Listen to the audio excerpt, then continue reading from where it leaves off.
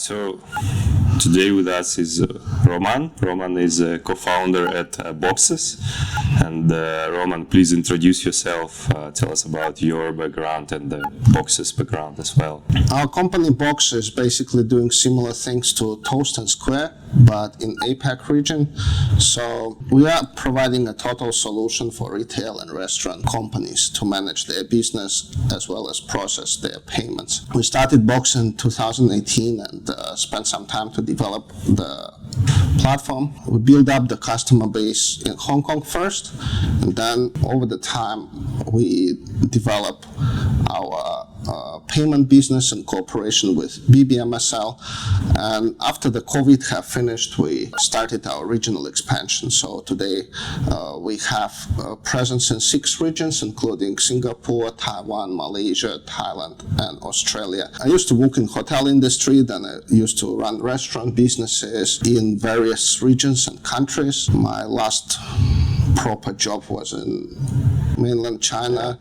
I used to work for Mandarin Oriental hotels there, managing restaurants. I wanted more challenges and some personal growth, so therefore I asked the company to provide me with such challenges and more responsibilities. And as in the corporate sector, I learned that I need to work 7 more years to achieve that goal. Whoa, that's too long. So I resigned, and the next day I became a director of my own independent consulting company. I used to consult the restaurants, consult the retail shops, some small hotel businesses in terms of how to optimize their brand, how to optimize supply chain.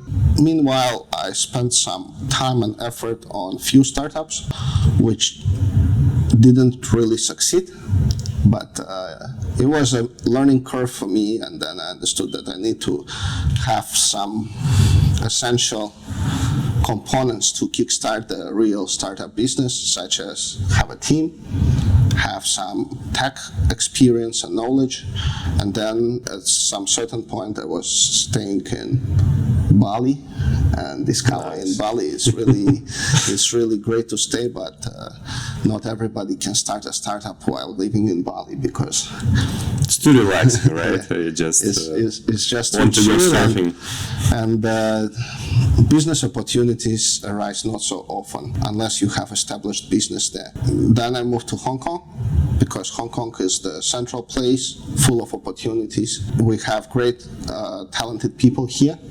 So I met my co-founder here in Hong Kong while doing the master degree. Yeah, thanks, Roman.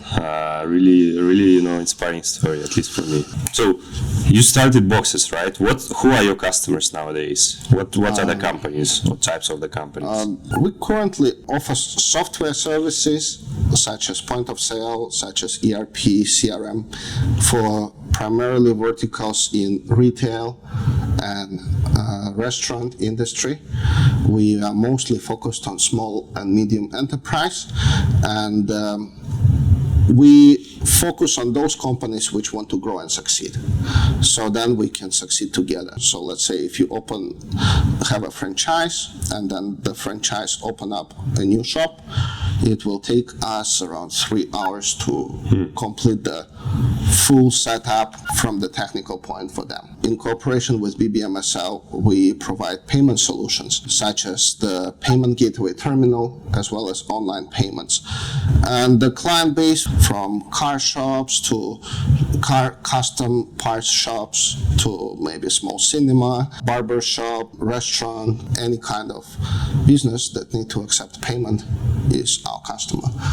So basically every business might be your customer. But we have some niche. In some cases, the large enterprise may prefer to have bank as a acquirer and payment processor. Our difference would be the setup time, the amount of customer support we provide, as well as the ready-to-use solutions. So we provide one terminal which is fully integrated. It supports every type of payment method.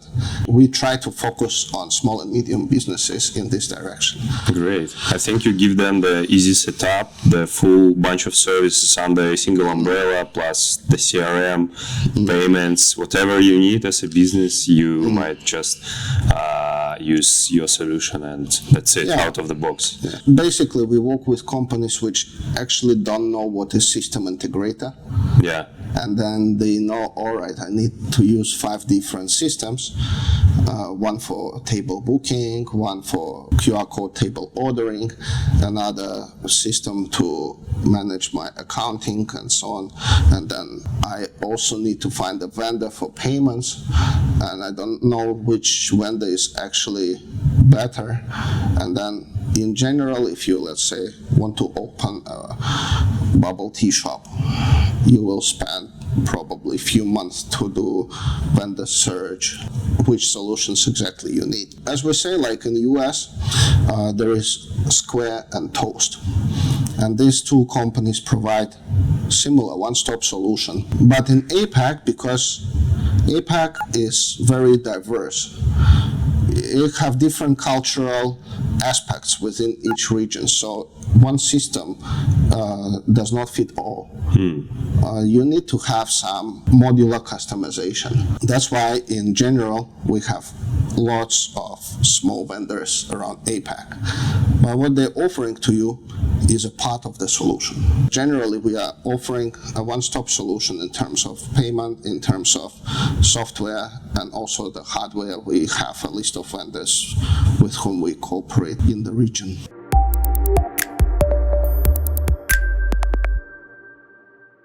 It's a good point that you've mentioned the US. How do you compare the APAC region in terms of the saturation with the digital products like your in comparison to the US or Europe? Is it like a significant difference in between those markets, or is it more or less the same? I think that in general every market is so different because primarily of cultural aspects, it's much more complex. It's like you compare Europe and US, two completely different.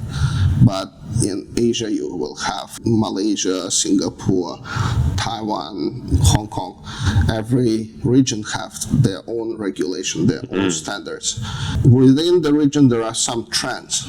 Okay. In APAC, right? So for our industry, we have some trends such as adoption of digital wallets, especially in developing regions where people don't really have such a large penetration of credit cards and banking services. So people did not have a chance to use credit card because they do not have really a credit score. They do not have developed infrastructure for that. Yeah, not every place even accepts cards payment. Yeah, and then also the governments will push the adoption of digital wallets because the fees that are collected, they stay within the same economy. So you do not need really to pay Visa, MasterCard, Master, and so on. So you mostly we like in Hong Kong we have FPS system, which is the method of instant transfer of money, maybe by mobile number or by QR code. But then within the region, there are many systems just like FPS. So like Singapore have one, Thailand have one. And now they are merging them into integrated solutions. Oh, seriously? So with my QR code payment from any of my bank account, I can go to Thailand and use my Hong Kong bank account to pay with Thailand PromptPay. So this adds up convenience, but at the same time, it's quite complex. In some countries, regions, there may be 20, 30 payment methods, and we just have one device which allows you to pay with any payment method in any region across APAC. And it adds up convenience, it also decreased the burden for administrative and accounting. Yeah. So let's say back in the days, or still in some regions, let's say you have QR code payments with one vendor, credit card processing with another vendor, and then probably you have online payment as well for, let's say, self-ordering solutions, so buy online, pick up in store. Then you already have 3 vendors, 3 different formats of report. Maybe one vendor will provide you monthly transaction record, another vendor provide you weekly. But within our solutions in Box, you have real-time reporting across all your payment methods, as well as we apply some BI dashboards for merchants, so you can see, all right, in this store the demand is doing like this, and then some products are more popular than other products, and then within our CRM system we also have the records. So for a small business it provides some really great insights because they can tailor their menu, they can optimize their inventory. Let's say I'm really, as a restaurant owner, I really like certain items on my menu. I'm really proud of them. Okay. But then actually nobody like them. Except of me, right? Yeah, so you can see this in the dashboard. Yeah, you can see in the dashboard, you can see, let's say, some items which you didn't expect, maybe just certain product, for example, like coconut milk latte coffee. You understand how much coffee you sell per week, but you didn't know that people actually like to buy this particular coffee, and then they like to buy it at a certain period of the day. Okay. And then within our system, you can actually enable push notification and remind them that, okay, from 4 p.m. to 6 p.m., this special coffee is buy one, get one free, for example.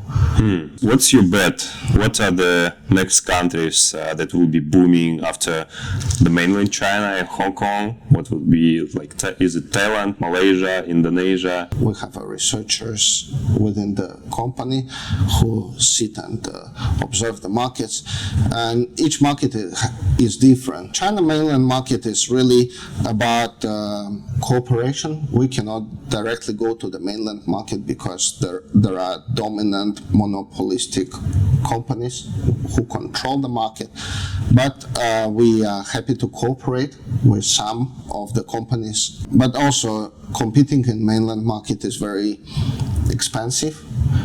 Sure. You know, like if we look at our competition there, well, maybe we can invest, let's say, $200,000-300,000 US into some product launch activities or something like that. But my competitor, let's say Meituan, and Meituan can invest $2 billion just to close me, right? So they can invest this into your business account. Yes, that's why we integrate Meituan. And then we cooperate with them so that merchants don't have to have 3 different tablets for each of the delivery platforms. And then whenever the order comes into, let's say, Kita or Foodpanda, they need to repunch it in POS. So within our solution, we offer the integration, seamless integration. Whenever the order comes from delivery platform, it goes directly to our kitchen management system, display on the screen, some receipt come out, and then the POS will show the record that there is a new order for pickup by, let's say, Foodpanda.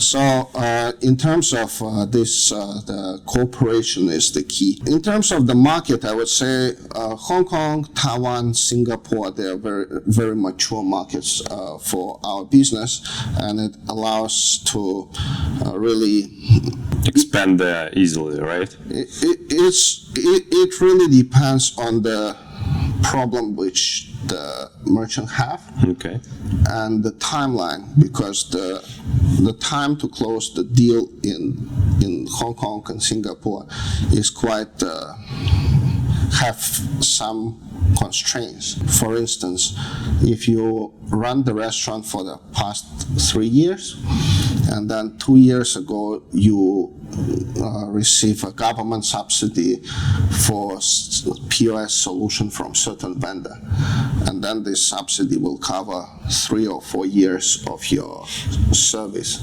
Okay. Therefore, even though you would like to use Box, probably you will use it once your previous software license expire. Because previous software probably is also quite good. Okay. Maybe it's more traditional, it's maybe slow, don't have update, but it gets the job done. So once you need the new solution, then the client will get back to us. But in some cases, for example, for chain stores, for franchise management, when we approach them, they already have a problem. And then we showcase our solution and it just works.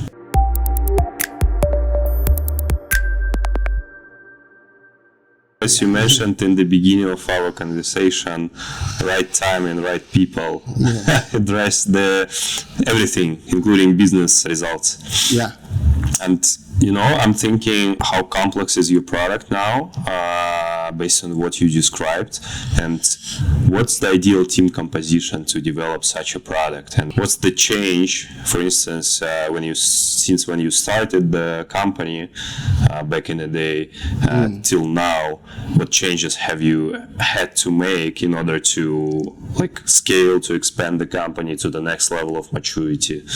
In terms of structuring the team, I think there are essential things which we consider strategically when we just started our business, which is building up the company culture with inclusivity, respect, and finding the really talented people. Those people who joined us in 2017 as a part-time intern while studying in university, today they are in senior positions.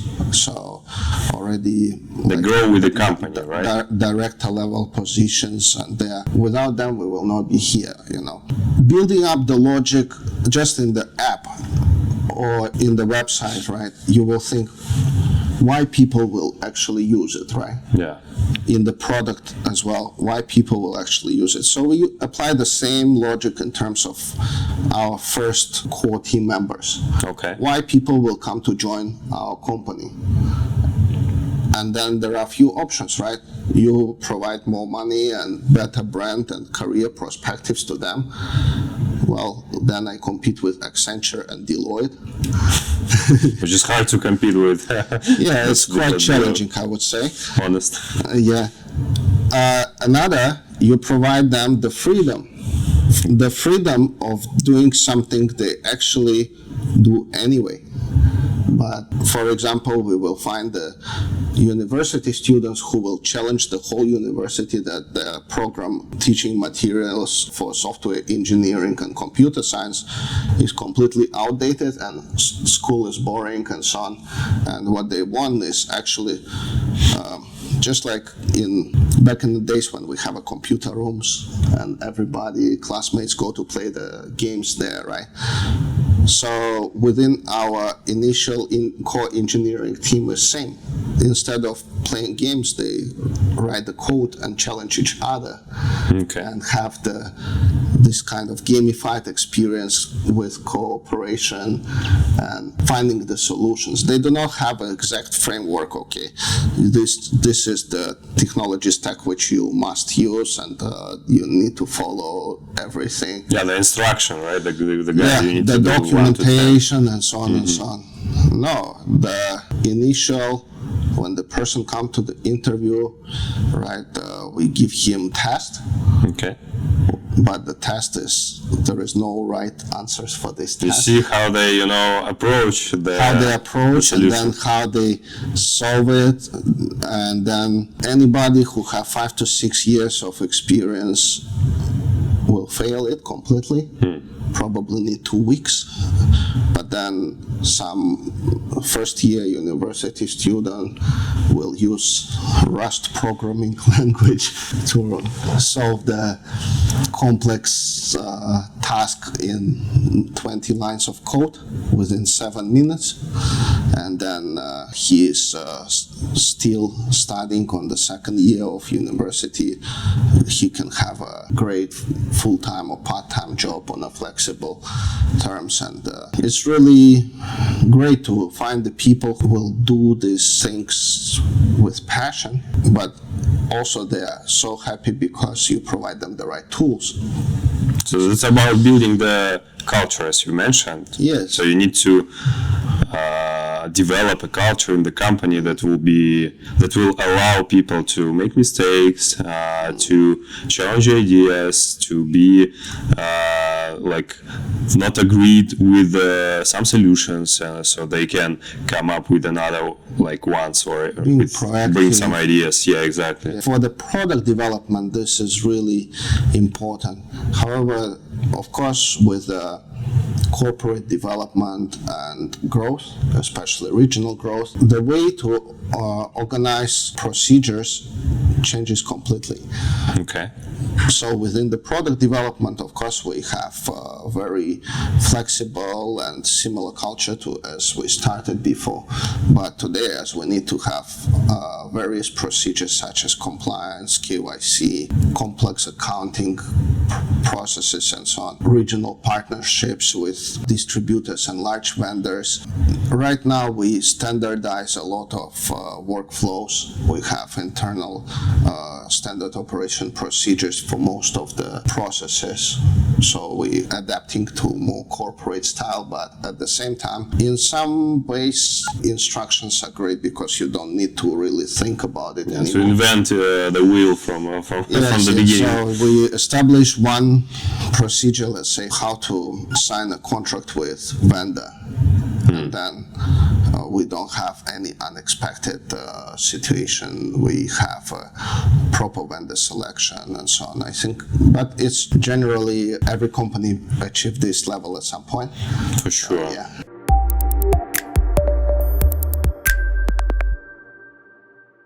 You build everything internally at the moment, and that's a big product to build. It contains various aspects of the business that you're covering for your customers, and in the end, eventually, you will come to a stage where you will be working with third-party vendors or consultants in order to distribute the risks, the expertise, and in general to expedite the development of some critical parts of the product. So when this time comes, how would you approach it? How would you choose the proper vendor? And in general, when this time comes for a company like yours? Yeah, so I think that's a great question.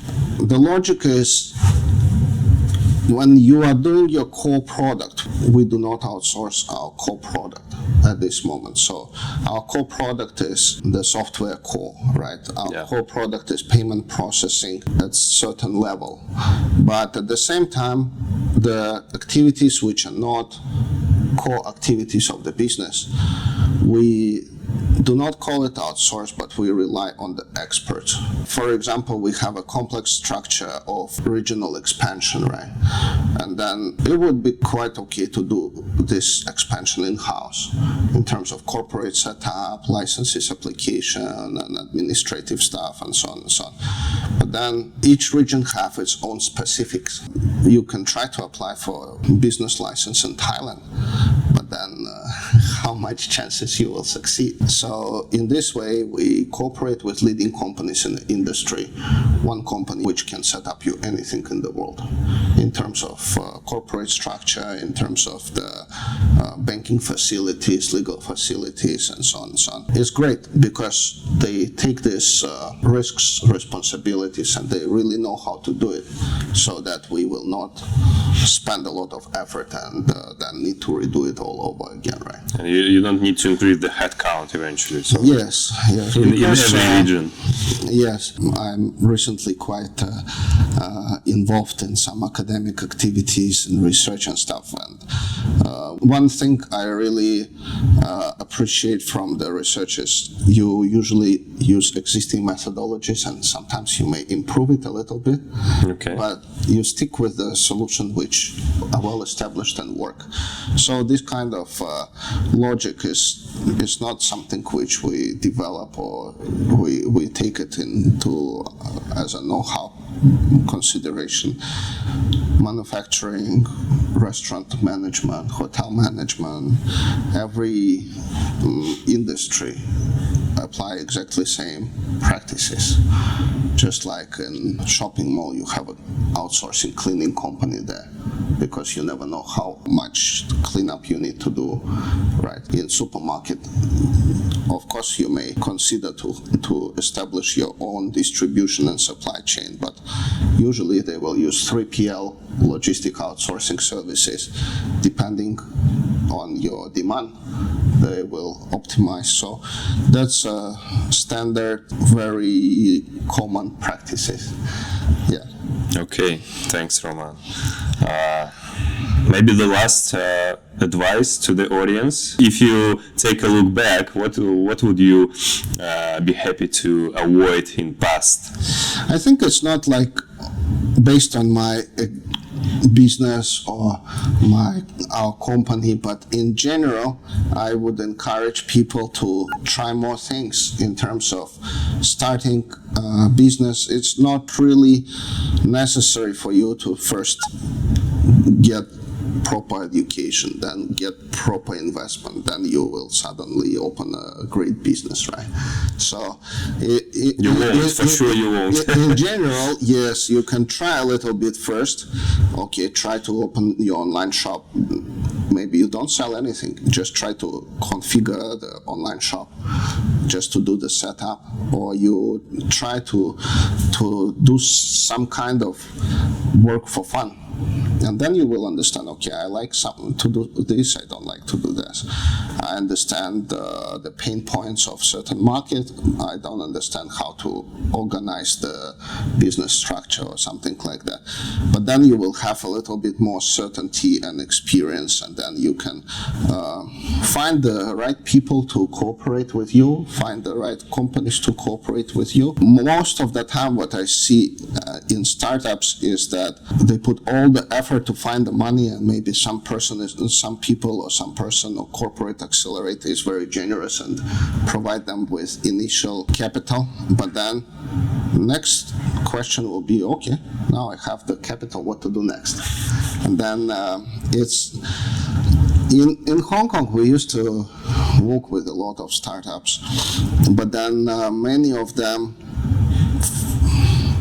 didn't result in a successful story because the whole product development was based on the expertise and opinion of founders. Instead, they could go to the market, ask the feedback, and then put this feedback into the consideration to develop the product. So basically you stick to the agile approach.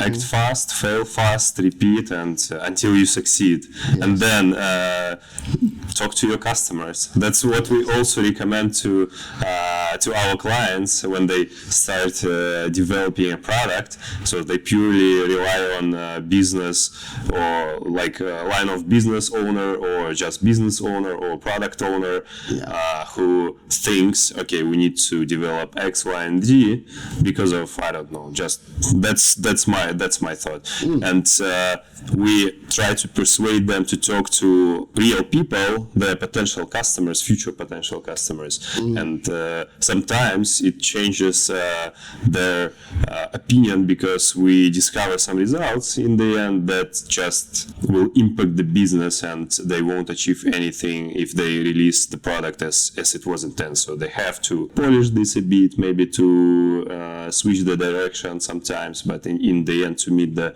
customers' expectations, because that's what customers will buy from them. Yeah, so I think in terms of the product, is really don't need to think too much. You need to ask the market which going to use this potential product, and then based on the market feedback, provide a solution unless you are developing something really highly innovative and can apply the expertise of scientists or so on, deep tech or biotech and so on. But within the products like apps, software development and so on, it is becoming a traditional industry. It's very, very well structured. All the business processes are quite transparent and clear. So sometimes you just need to do a little bit of research, and then based on that research, you can try and fail and so on. Yeah. Cool. Thanks, Roman, for this great and inspiring conversation.